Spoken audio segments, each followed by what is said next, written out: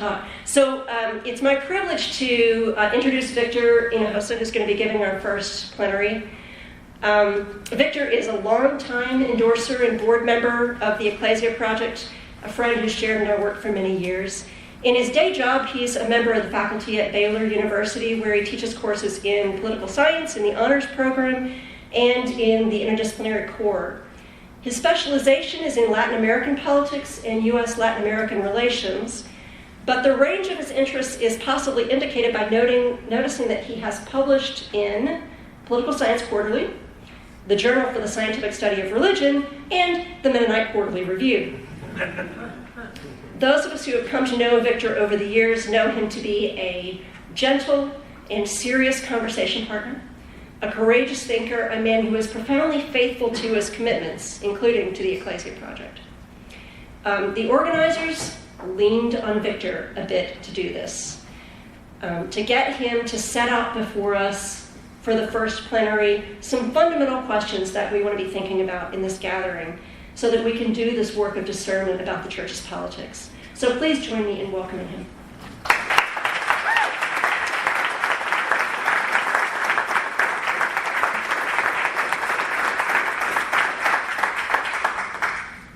Thanks, Kelly. That was a very helpful framing of the conversation we hope to have, and that was a very generous introduction. Thank you for that as well. As Kelly rightly suggests, what I've been asked to do today is to push us a bit, and to push us to think about how we might engage with the state. Both to engage with the state to check evil, but also engage with the state to pursue good.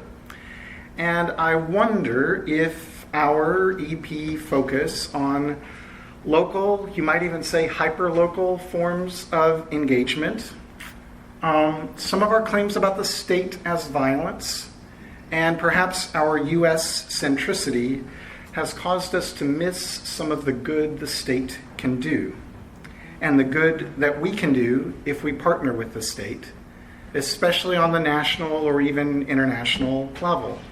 As Kelly hints at, these questions are driven by my academic work in Latin American politics and in places within Latin America where the state is weak, even absent. In recent years, I've been calling for a state strengthening and state expansion process in Colombia and in parts of Central America. And as I've been doing this, I've been wondering if it was okay to make these kinds of arguments as an EP person. All the while, thankful that nobody reads my stuff, so I figured no one would ever know. But now the secret is out, and so it's time for the awkward conversation. So here we go. We're going to start by doing my very favorite thing in the world, and that's talk about Latin American politics. All right, you guys ready? All right. Go, baby. All right, we're going to start in Colombia. Colombia has been engaged in a horrific civil war since the early 1960s. It's a war that has taken more than 200,000 lives and displaced several million people. In December of 2016, Colombia finally ratified a peace accord with the largest and most powerful of the remaining insurgent groups in the country, the Revolutionary Armed Forces of Colombia, or FARC. Since that ratification, some 13,000 FARC soldiers and sympathizers left the armed struggle, and they're attempting to return to civilian life. I'm about to talk about all the problems with that accord, so don't miss. This is a stunning achievement. The FARC formed in 1964. At one point, they had 16,000 combatants with the capacity to launch sophisticated, coordinated military attacks all across the country.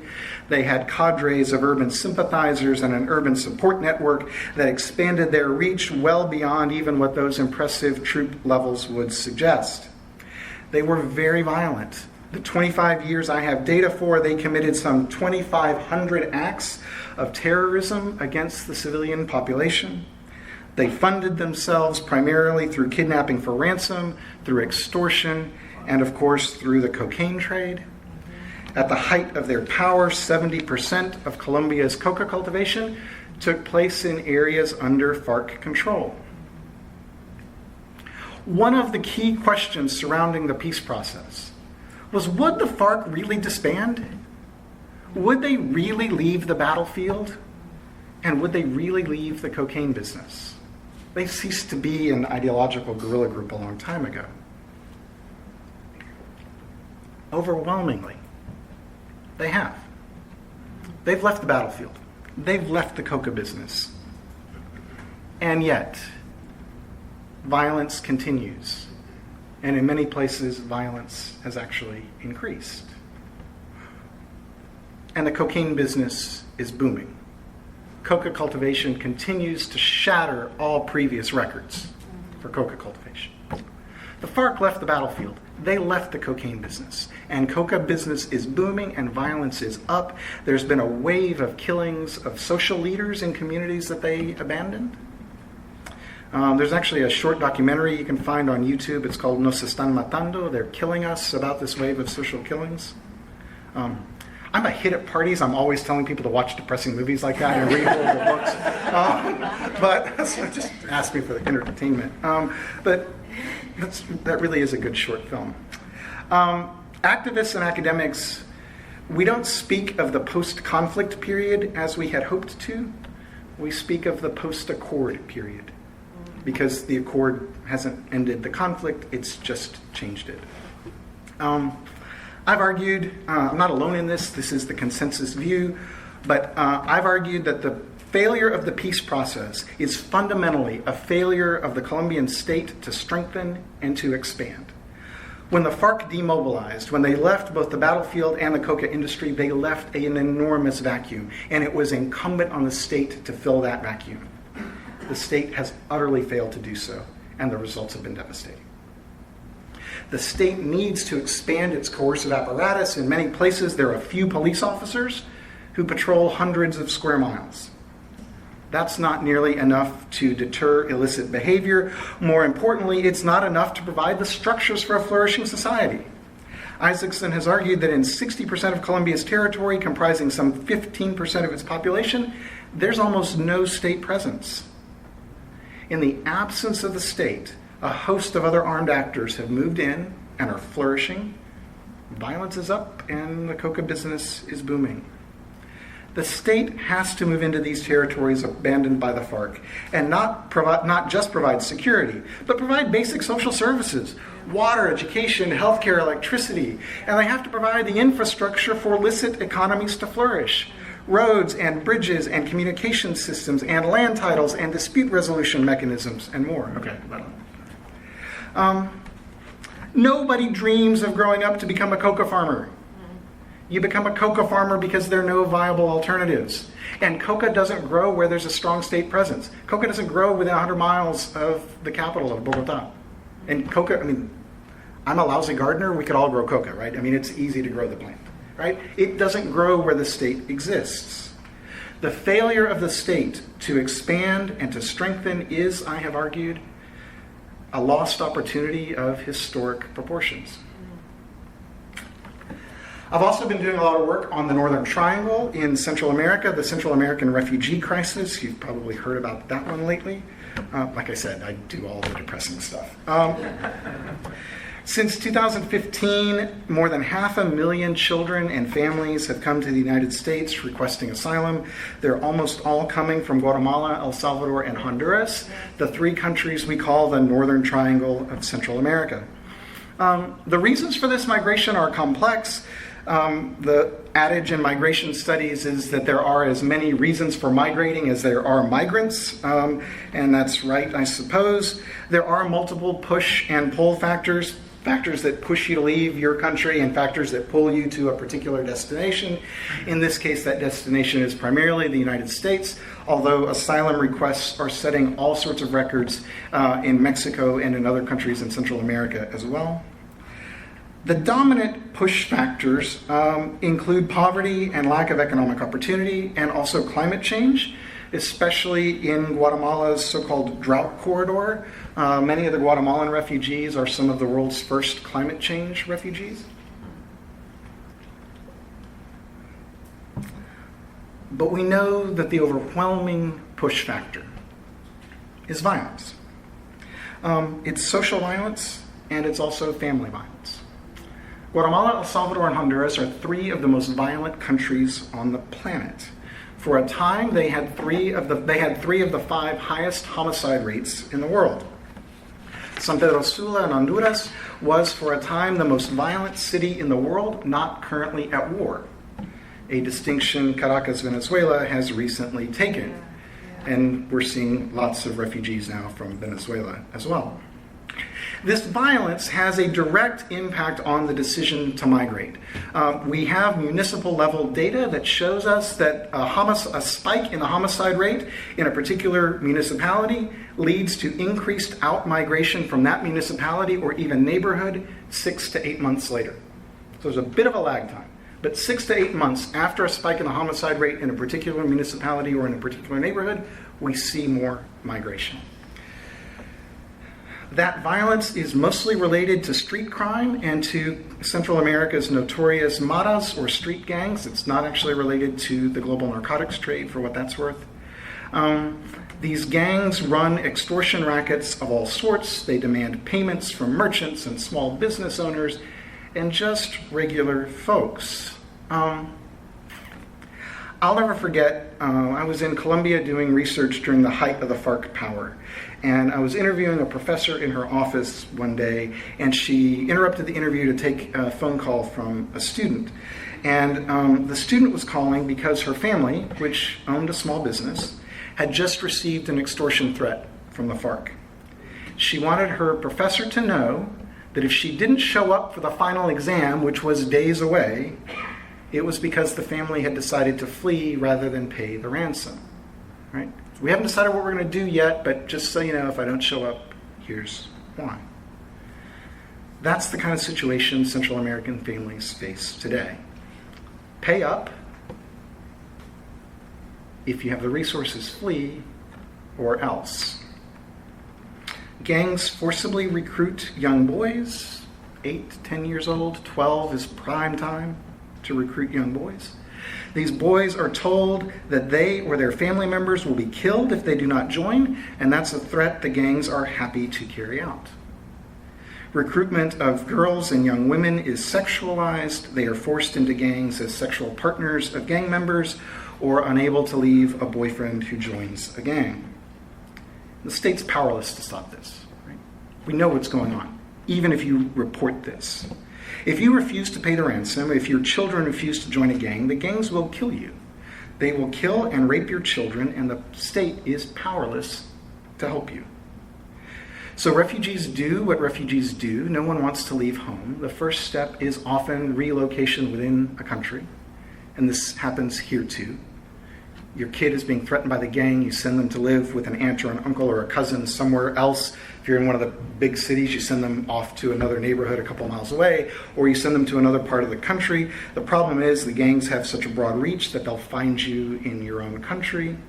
So you flee to Mexico, and they'll find you there too. One of my former students has spent this year volunteering in a refugee shelter in Mexico City, and she's had people show them the threats they were receiving in the refugee shelter in Mexico from the gangs they fled back in Central America. Right? The state, the police, the courts, the judicial system, they can't keep you safe. A lot of the violence is family violence. Women and children are being abused in the home. These states also lack effective foster care systems and child protective service systems. In fact, many children and youth who don't qualify for asylum in the United States do qualify for relief under what's called special immigrant juvenile status. Just as you can't repatriate someone who faces the threat of death or torture, you can't repatriate a child who has been abandoned or who is likely to be abused at home. I've been telling my students for the last 10 years that if you want to get a PhD in Latin American politics, and come on, I think everybody should want to get a PhD in Latin American politics. It's never too late, folks. If you want to get a PhD in Latin American politics, judicial reform is where the action is. Latin American countries have successfully reformed their electoral systems. They've successfully reformed their economic systems. But those judiciaries, man, Judicial systems remain weak and anti-democratic, hindered by corruption, sure, but even more hindered by a lack of basic capacity. Many countries in Latin America simply must strengthen the police, the court system. They have to train police officers and judges and prosecutors and defense attorneys and reform prison systems and establish effective foster care and child protective service systems. This, too, requires a massive effort to build state capacity and to improve government performance, and I've been calling for U.S. foreign aid to focus on such initiatives. And I'm coming to believe that we, the church, need to support and participate in these efforts. I'm coming to wonder if the church is really the only politics the world needs. This is admittedly a really odd argument for me to make, both as a longtime Ecclesia Project person and as somebody who studies Latin American politics. There's a popular bumper sticker back home that says, "I wasn't born in Texas, but I got here as quick as I could."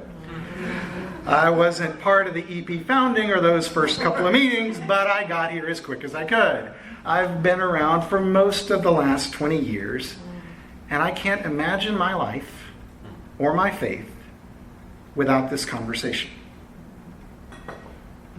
The church is polis, and we are called to live out, we are called to embody an alternate form of life, an alternate politics, a politics that at best makes no sense to the powers and principalities and which often poses a direct threat to them. I also study Latin America, where the state is often the perpetrator of extreme cruelty against its citizens. One of my colleagues wrote the first empirical study of non-state terrorism in Latin America. And the first peer review of the essay was, "Why are you writing about non-state terrorism in Latin America? In Latin America, the state is the terrorist." The poem we read in worship today by Ariel Dorfman is a poem about torture and disappearance in Pinochet's Chile. It's about the infamous Villa Grimaldi detention center, now a museum and memorial to the 4,500 people who were tortured there and the 250 or so who disappeared from there. As that poem so powerfully shows us, disappearance is a fate more terrible than death. It's a poem I first encountered in Bill Kavanaugh's Torture and Eucharist. Bill's earliest work, which formed so many of us, rightly shows us how the state performs a perverse anti-liturgy on the bodies of those it seeks to marginalize and even exterminate. Our government performs its own version of this liturgy on the bodies, disproportionately black and brown, incarcerated in America's massive prison industrial complex, and in particularly horrifying ways on the bodies of Central American refugees being held in dehumanizing conditions along our southern border. This is state as violence, and this is a liturgy we, the church, must reject and resist. I'm not really sure why we're not all out on the streets protesting this summer, the CPB facilities, right? And yet the state is never a unitary actor. While parts of the state are engaged in horrific abuse, taking a role that does not belong to the state, other parts of the state are at the very same time actively working for the good and are actively doing good. That, my friends, is the tension we face.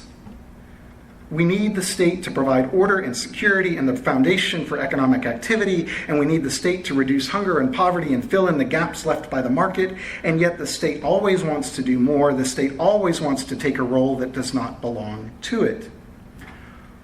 What I'm suggesting is that we lean fully into this tension, that we engage with the state, that we ask the state to be the state, that we even help the state to be the state, while we resist its impulses to be more than that.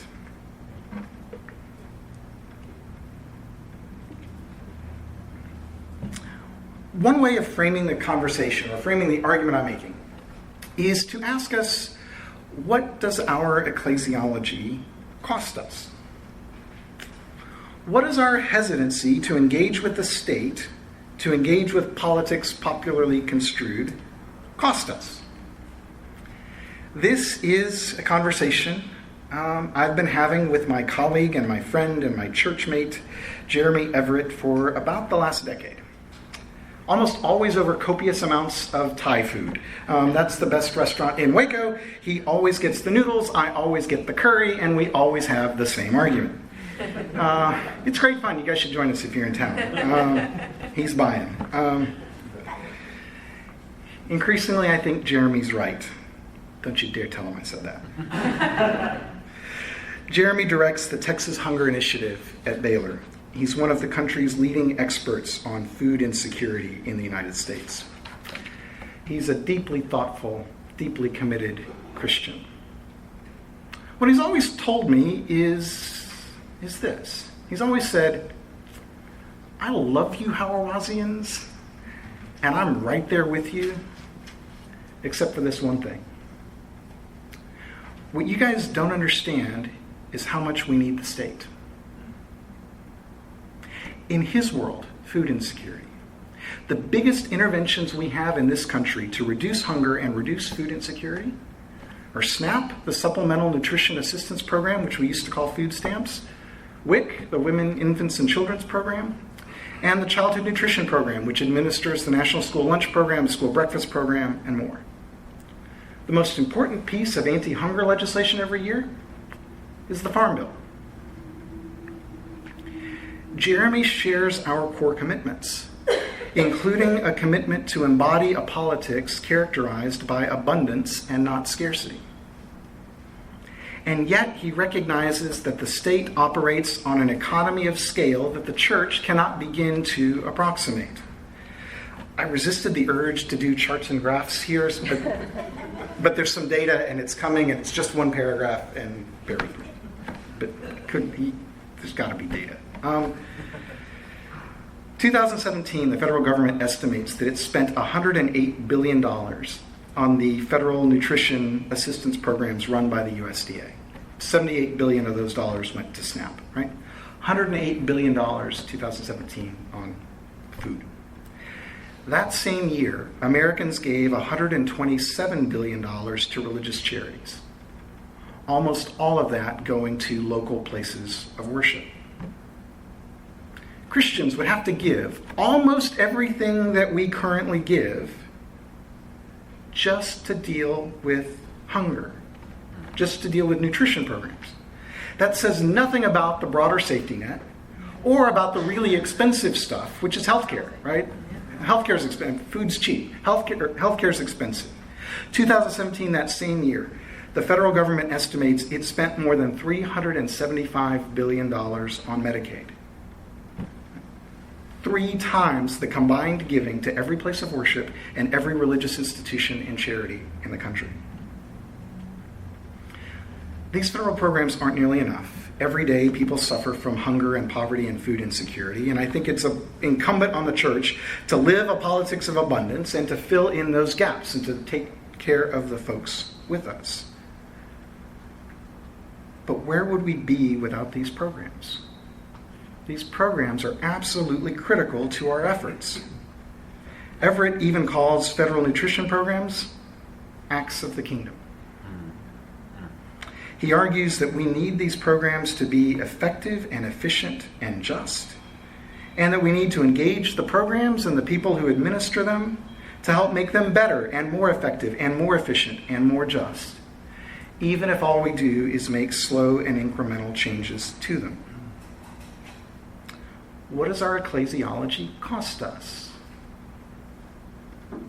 I fear it costs us the ability to speak into the kinds of programs that make a massive difference in people's lives. More fundamentally, I fear that our ecclesiology and our view of the state as violence has kept us from seeing the good that the state can provide and even be. In a forthcoming book on Oscar Romero and land reform in El Salvador, Matthew Whalen notes that while a deep ambivalence about the modern nation-state pervades Catholic social doctrine, those misgivings about the state do not result in the rejection of its role in social life. The church certainly chastises the state for its overreach, but it also appeals to it regarding its moral vocation, Whalen argues. Moreover, our misgivings about the state coexist with the belief that there are important goods to be promoted by it. Whalen reminds us that according to Catholic social doctrine, the purpose of all social authority, including the state, is to promote the good. But this does not imply that the modern state is particularly amenable to its purpose, or that it must not be constantly and insistently goaded regarding it, oftentimes at great personal cost. Indeed, Whalen argues that while he was by no means naive to the pathologies of the modern nation-state, Romero never ceases to remind the Salvadoran state of its purpose or to engage the state as if it were capable of pursuing the common good.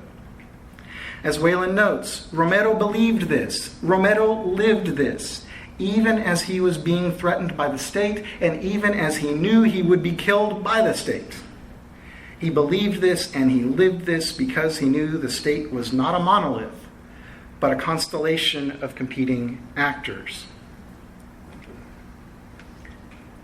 Mennonite theologian and peace studies scholar Jana Hunter Bowman makes a similar argument in a recent essay in the Journal of the Society of Christian Ethics when she argues and she urges us to engage state systems as other than evil. These are her words. She argues that we can contribute to government-oriented change processes and the nation without being consumed by them. And then she points to Colombian Christians and churches who have engaged in just this kind of work. Indeed, she notes the kind of creative peacemaking work, sometimes in collaboration with the state, helped open up the space for the peace dialogues between the state and the guerrilla groups, which ultimately resulted in those historic peace accords.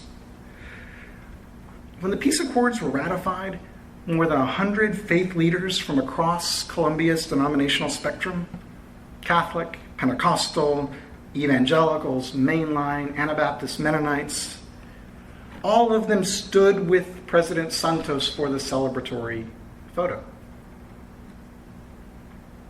It's possible, she writes, to reject the ideology, the assumptions, and epistemology of the state while accepting the state's claims to power, but on terms different from those that the state articulates. And so, she writes, we sometimes work in spite of, sometimes against, and at other times in common cause with the state.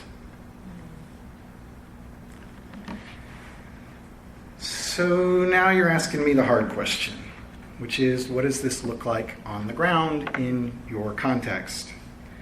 And they told you I'm an academic who knows nothing about how the real world works, right?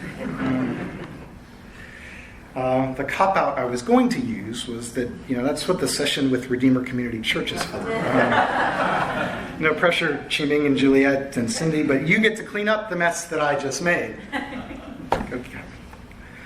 I will offer you some examples of what I have in mind. Maybe, and I think this one is a stretch for us, but I offer it to you as well. Maybe what this looks like is working with and supporting people like my friend Jeremy and the Texas Hunger Initiative. Jeremy's got a great book coming out with Brazos Press. It'll be out next month. It's called I Was Hungry. I encourage you to give that a read. It's not quite as good as I say it is in the blurb on the back, but I didn't lie. I didn't lie too much. If he sells books, maybe he'll buy lunch. This is being recorded, isn't it? This isn't good. Yes, it is. Rats. Jeremy was appointed by then Speaker of the House, John Boehner, to the Bipartisan National Commission on Hunger. Jeremy and his team at THI have lost count of how many times they've testified before Congress. Every week, they work with House and Senate committees and a host of government agencies, especially the U.S. Department of Agriculture. They've spoken into the Farm Bill and the Childhood Nutrition Reauthorization Act, and now they're working with the Office of National Drug Control Policy on the opioid crisis and its impact on hunger. They've worked with more than 25 state governments. Their research into effective methods of distributing school breakfast has led to more than 400 million more breakfasts being served to hungry kids, simply because they addressed delivery mechanisms. And they continue to develop policy interventions through their research and perhaps especially through the hunger-free community coalitions that they formed. These coalitions bring together congregations, nonprofits, the corporate sector, and federal, state, and local authorities and agencies to distribute government food assistance and feeding programs, to administer those programs. As these groups work together, the government officials and policymakers who administer these programs work every day with faith communities and local practitioners. And together they're learning what works and what doesn't. And out of that work together, they're testing new models of intervention. And we hope that will lead to further improvement in these programs. I don't want to understate the policy innovations that are coming from this. Those are real and significant. But quite apart from that, I think these kinds of initiatives do good work simply by bringing people together. People who often mistrust each other. Corporations, nonprofits, congregations of all shapes and sizes, nonprofits of all shapes and sizes, elected officials, local, state, national agency staffers. When those folks work together, they build trust, and that trust helps people continue to work together to improve community. This has also been an important lesson in humility for my friend. Jeremy's a preacher's kid. He's got degrees in divinity and social work. And he came to work in hunger advocacy really suspicious of government and anybody who'd work in it, and perhaps even more suspicious of big corporations and anybody who'd work for those.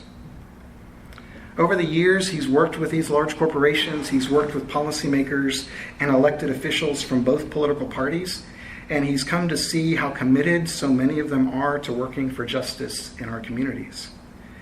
He recently said to me, "I'm surprised at how wrong I got it."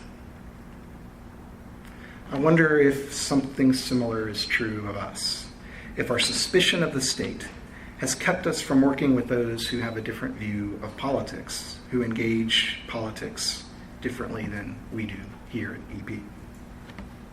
Let me give you two more examples. I was raised Baptist. You have to have 3 examples. It's in the Bible. Gotta have 3. I hope while you're here this weekend, you get to know some of our wonderful friends and wonderful folks who are with us from Reba Place Fellowship, which is here nearby in Chicago, and Church of the Sojourners in San Francisco.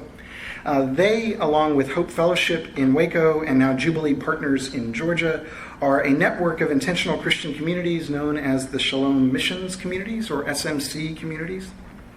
Their other member partner is the Valle Nuevo community in El Salvador. Valle Nuevo community is an amazing group of people. These folks, during the worst of the Civil War, they fled various cities in northern El Salvador. As they were attempting to make the cross from El Salvador into Honduras, crossing the Lempa River, which is the border. They survived the horrific Rio Lempa massacre. And they became a community, they became a people in the refugee camps in Honduras.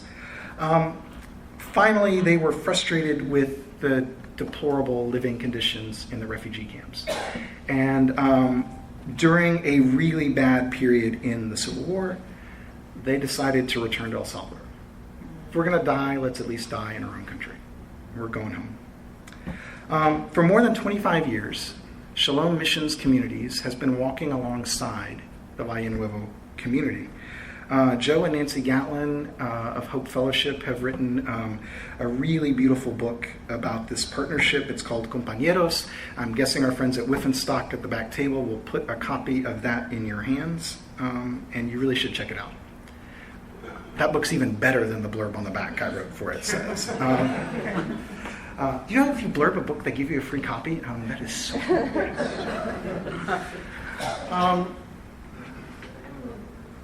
The story the Gatlins tell in that book, and the story of the relationship between SMC and Valle Nuevo, it's amazing, it's beautiful, and it really is a model for all of us who want to think about cross-cultural and cross-national partnerships and relationships. The story I want to tell here, and this is where I get nervous because there's some of you in the room who know the story better than I do, so I hope you'll correct me if I get parts of this wrong. But the story I want to tell here is the story of the Valle Nuevo community and SMC working together to help the Valle Nuevo community get titles to their land. I mentioned earlier that one of the most important things states do, one of the key things states do, something that's absolutely critical for economic development, is to provide land titles. This is what gives a family or a business owner security. It allows you to sell your land. It allows you to give your land to your heirs. It allows you to borrow money against your land if you want to engage in a new endeavor. Habitat for Humanity, you know that NGO that does incredible work all over the world, they won't build you a house if you don't have a clear title to your land, right? There's so much you can't do without a land title. When the people of Valle Nuevo returned, they didn't have titles to their lands. Either the agricultural lands from which they make their living, or their residential lands where their homes are. The process of getting those land titles took more than 15 years. Part of that process, and part of the reason for that delay, is a lack of state presence in Valle Nuevo. There's some state presence, but it's pretty rural, it's hard to get to, it's remote, there's not a whole lot of state presence. Part of the delay is the mistrust between the people of Valle Nuevo and the government. The two major political parties in El Salvador came out of different factions of the Civil War. And while it is a beautiful thing that those two factions now settle their differences at the ballot box rather than on the battlefield, there's still plenty of mistrust to go around. The people of Valle Nuevo come from one faction of that war. The governor of their state and the mayor of their municipality come from the other faction. In Latin America, a municipality is bigger than a city. It's more like a county, so the mayor of Valle Nuevo doesn't actually live in Valle Nuevo. Does that make sense? Anyway. But much of the struggle was simply because the laws and procedures remained stacked against campesinos in processes like these. There are all sorts of stipulations and requirements and hoops you have to jump through to get land titles. You need lawyers and engineers and surveys and measurements and on and on and on and on. Things that require expertise and, more importantly, money and lots of it. And campesinos and poor communities, they just don't have it. Now look, this community is fortunate, right? The Valle Nuevo community had SMC walking alongside them all these years, and the force of nature that is Nancy Gatlin making phone calls and emails over and over again for years and years and years. The state and even civil society in El Salvador lacked the capacity to tackle a project like this. Habitat for Humanity, again, one of the strongest NGOs in El Salvador, one of the most important. They were a key partner in this effort. They'd never taken on a project of this scope. The government agency that handles these things, the Institute for the Legalization of Properties, they'd never tackled a project of this scope either. Finally, after more than 15 years, on December 20th, 2016, the community received their land titles. And it was a big old deal. There was a huge ceremony. The president of El Salvador canceled at the last minute, but government officials at all levels, including the governor and the mayor and federal officials and the cabinet secretaries, they were on hand for the celebration and to formally hand over 412 land titles. The president made up for his absence by visiting the community last July. Right? This was a big deal.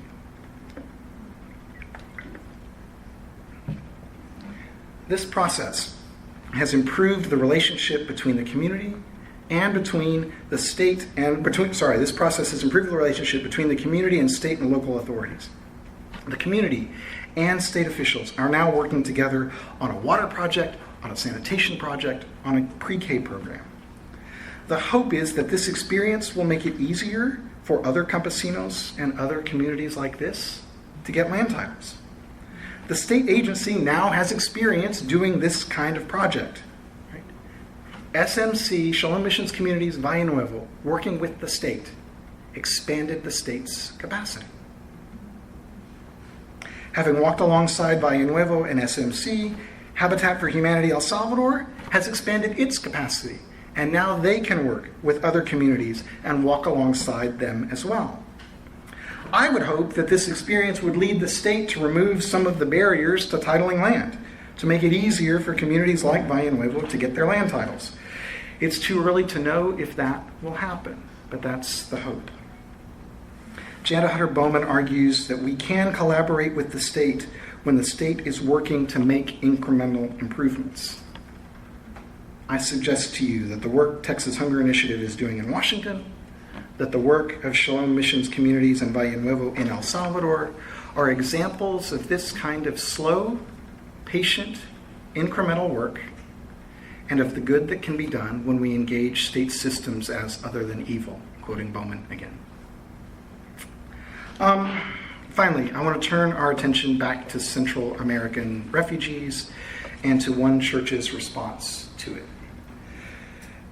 San Antonio is one of the Texas cities that has been most affected by the influx of child and family refugees from Central America. The two largest family detention facilities in the United States are each about an hour outside of San Antonio. When families are released from the detention facilities, can we just call them prisons? That's what they are. Yeah. When families are released from these prisons, they are taken to the San Antonio bus station or to the San Antonio airport, or sometimes they're simply just dumped, released on the city. With detention facilities or prisons over capacity and the current rate of new arrivals, San Antonio is often seeing upwards of 400 families a night who need shelter. Since 2015, San Antonio Mennonite Church has provided well over 10,000 nights of shelter to refugees and asylum seekers, mostly from Guatemala, El Salvador, and Honduras, although now some from the Congo as well. What began as an emergency response in 2015, when they opened their doors to refugees, hundreds of them who were dropped off, often in the middle of the night by ICE, right? ICE sort of knew this church would take them, and so they'd pull up their buses and just unload them in the church, right? What began as an emergency response in 2015 has now turned into an organized effort to provide hospitality and healing. The church now houses about 20 women and children each night in a hospitality house they call simply La Casa.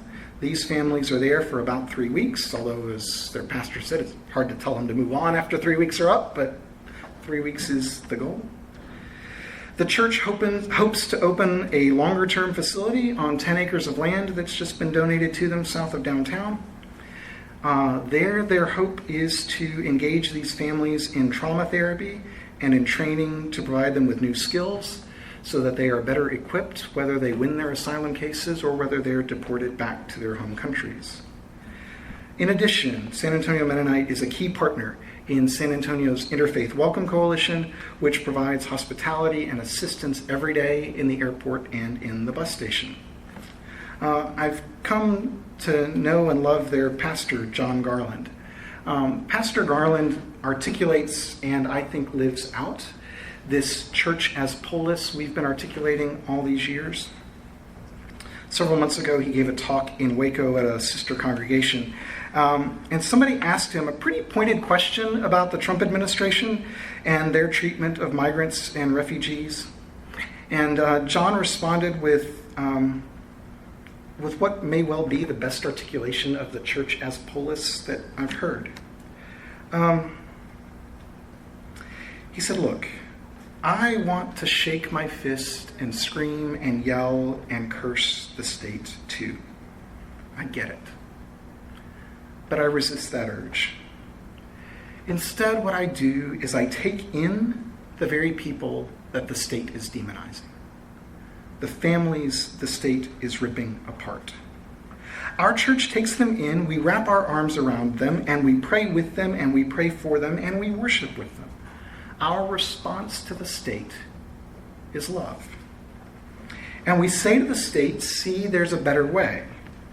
These people aren't threats, and they aren't all the awful things you say they are. They are our brothers and our sisters, and our church is better, more faithful, because they are part of it. You don't have to do this. There's another way. There's a better way. This work has transformed the church. It's pushed them to greater spiritual depth. You can't do this work and just be an activist, John tells me. This work has pushed them to engage the spiritual disciplines and practices. It's changed their worship and their prayer life. It's also improved everybody's Spanish and made the food at their community meals worlds better. God may not speak Spanish, but God does prefer Latin American food, I am confident. They've built a prayer labyrinth. They are learning to practice centering prayer. They are perhaps the only Mennonite congregation in the United States that practices weekly communion. And when they take communion each week in a church full of refugees who have suffered so much, they talk a lot about Christ's broken body. And they talk a lot about trauma. And they talk a lot about healing. And this life they live as a congregation has given them a voice politically. Pastor Garland and his church members of his church, have testified before the city council. The mayor, city council members, elected officials call them all the time, asking them for advice and for guidance. On the local level, they're cooperating with the city, and that cooperation has borne fruit. The church has successfully advocated for policy changes and for zoning changes. And the church and the city have worked together on the immigration crisis. There's now a city nonprofit partnership, which includes a coalition of faith communities, and that city nonprofit partnership has turned the third floor of a historic downtown Methodist church into an emergency shelter that tonight is hosting about 250 refugees every night. The city's providing funding for overnight staffing and for organizational support. The city is facilitating a resource center for refugees to use during the day. The city and this coalition of churches are continually working together. They need each other. The San Antonio Faith Community, certainly this small church, San Antonio Mennonite, couldn't be doing what they're doing without city support and without city funding. And the city of San Antonio would be in a world of hurt apart from the faith community going to heroic efforts to work on this crisis. I suspect this collaboration will extend well beyond this current immigration crisis. Although I was at a talk last month which suggests that we may be in this migration crisis from Central America for at least the next 5 years and maybe the next 10. Be that as it may, I suspect this collaboration is going to extend beyond the current crisis. The church provides space for organizations that regularly interact with local politicians, with the district attorney, with the city council, with others. The church recently hosted a town hall with members of the U.S. Congress, the congressional delegation, on issues of domestic violence. That's a stretch for Mennonite Church, just a town hall with members of Congress. Right? All of this is rooted in their life and witness. That town hall on domestic violence came because they're working with refugees who have suffered so much domestic violence. Their political witness is deeply rooted in their life together. The church has a political voice, and they have a political voice because of their life and witness, because of the politics they embody. I'm not sure what's next for San Antonio Mennonite. I'm not sure what they're going to do with this voice that they now have, and this voice that they're still in some ways discovering.